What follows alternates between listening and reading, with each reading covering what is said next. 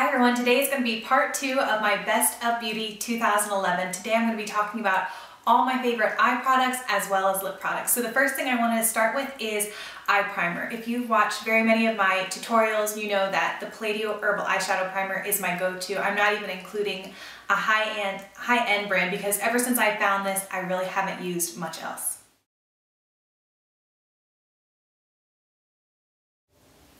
As far as bases go, I have two high-end favorites, one being MAC's Painterly Paint Pot and the other one being the Benefit Creaseless Cream Shadow in RSVP. The Paint Pot in Painterly is a matte skin tone. It really matches my skin tone very well, and I use this on just a daily basis to just blank out my eye canvas and make sure like if I have any discolorations, and this also helps my colors to really stand out and be bright.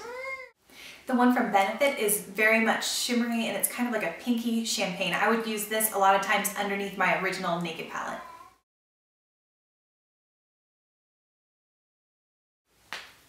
Moving on to eyeshadows, I'm going to start smallest and move up to larger palettes. So the first thing I'm going to talk about is single eyeshadows. I have a low end and high end favorite. My low end is e.l.f.'s Raspberry Truffle, and this is just a really pretty burgundy brown shade, and it is just beautiful. I'll put this all over my lid and just blend it out into the crease, and I don't have to do much else other than highlight. My high-end favorite is from Urban Decay, and that is Mildew. In the fall, I was just all about green shadows, and this one is beautiful. A drugstore alternative to this is Wet n Wild's, I think it's called Envy. I will link that down below, but that is also a good alternative to Urban Decay's Mildew.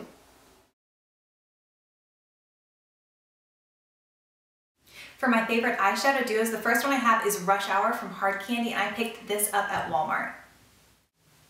For my high end, I have MAC's Double Feature 5, and I think I picked this up maybe at the beginning of the fall when Makeup by Tiffany D did a tutorial using it. I don't have a lot of MAC shadows, but I really love this color, especially the darker one. It's just a very interesting color.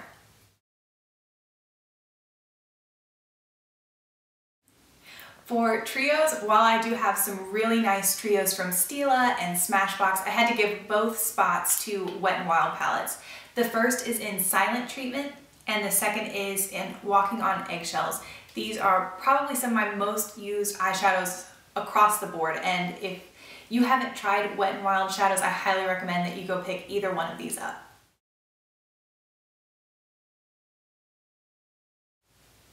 For my small palettes, both picks of mine are high-end. The first is this one from Urban Decay. I believe this was called the Rollergirl palette.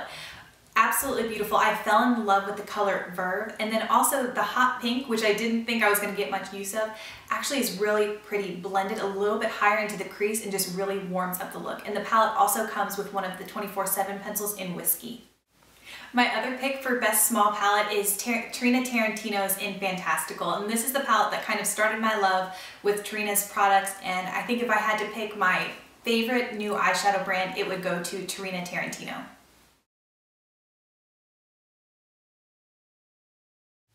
For best medium palette, first I have NYX's in Mysterious Brown Eyes.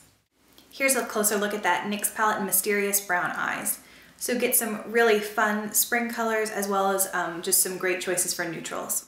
My other choice for best medium palette is also probably my most worn palette for the entire year, and that's Too Faced's Naked Eye palette. If you watch my everyday makeup routine, these are the colors that I just tend to reach for. I absolutely love this palette. Now some of these choices, it was pretty hard to narrow it down to two, but for best large palette, I don't even have a second. My all-time favorite large palette for the year of 2011 is the Urban Decay 15th Anniversary palette. Absolutely love the neutrals in this as well as the fun punchy colors to really make a really fun dramatic look. Here's a close-up of the 15th Anniversary palette. The shadows, the Urban Decay shadows are of course just really high quality, and you get a fun bunch of colors in here to create just hundreds of different looks.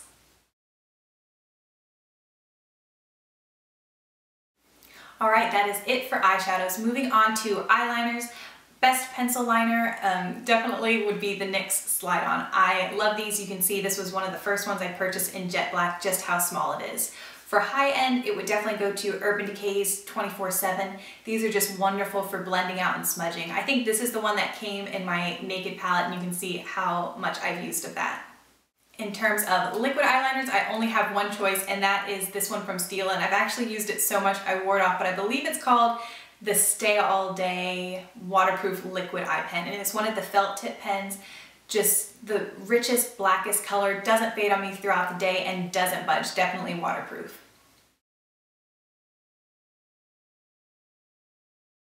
All right, I have 3 mascaras to talk about. The first is from the drugstore, and it is L'Oreal's Carbon Black Telescopic. This is, if I want just the really lengthened lashes, this is the one that I'm going to reach for. It is a pretty wet formula, so if you like that or don't like that, just take that into consideration. For a high end, I have Clinique's Full Impact Mascara. This is just an all-over nice mascara. Pretty good for lengthening, good for volumizing, and I also, while it is high end, the price isn't crazy. I think it's around $15, so just a good all-over making your eyelashes look better type of mascara. The last mascara I have to talk about is the Maybelline's Lash Discovery. I use this predominantly for my lower lashes, and I have not found anything better for my lower lashes yet.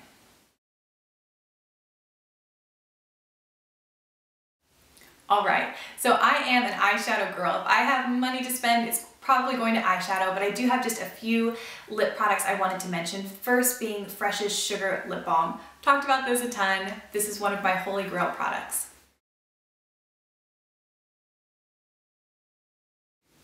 For best lip glosses of 2011, the first one I have is NYX's in Beige.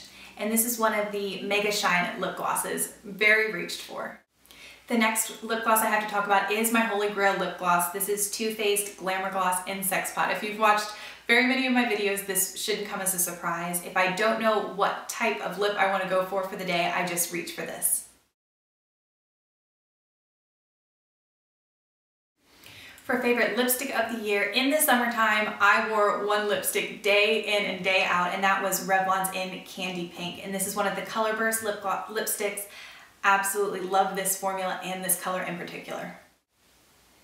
My high-end favorite lipstick for 2011 is one I stole from my mom, and this is MAC's in Sweetie. And this also, I believe, was in my everyday makeup routine. I reach for this lipstick a lot.